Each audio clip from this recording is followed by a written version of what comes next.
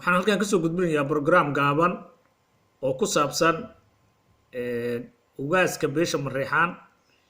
iyo madaxweyne Farmaajo oo ay ku heshiiyeen ama ay isku ogaayeen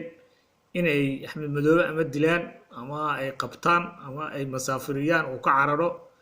dalka Soomaaliya oo ka cararo gaar ahaan meelaha uu xukumo tii ayay ku fashilmeen marka afka ayuu furtay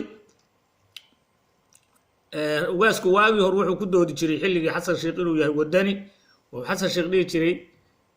waa ku duceynaynaa gabaraan ku siinaynaa xukunka iska dhiib waad ku fashilantay mucaarad weyn uu ahaa oo ololeeyay Farmaajo groupkiisa isaga iyo kooxda Qayladhaan waxay ahaayeen dadkii ololeeyay jiray Farmaajo laakiin soo kay jiray wadani beenaad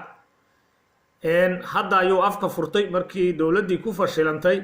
Axmed Madoobe inay ama disho ama ay wadanka ka cayriso afka furtay marka balila dhageysta ugaaska beesha Mareexaan waxa uu ku hadlayo waxaan marka ku talinayaa dadka isbedel toonka inay kulan isugu yimaadaan waxa jooga magaalada Muqdisho kulanka laga niqaasho Axmed gudi loo diro hadii uu diyaar u yahay inuu buurti ka soo dago dadkan ay ka dagaan buurti kale saarnaayeen si wada jir oo rasmi ah wax loo qaybsado marna ma jeclayn anigu Axmed inaan hor fariisto wax la qaybsado laakiin duruufta ayaa keentay qofkuna inuu waxaan jirin iska dhaadhiciyo markay xaqiiqdu timaado doqonnimaday ka mid tahay Axmed waxaan rajaynayay dawladdu inay ama qabato ama disho ama uu cararo way dhici weydo dawladdii baa ictiraaftay marka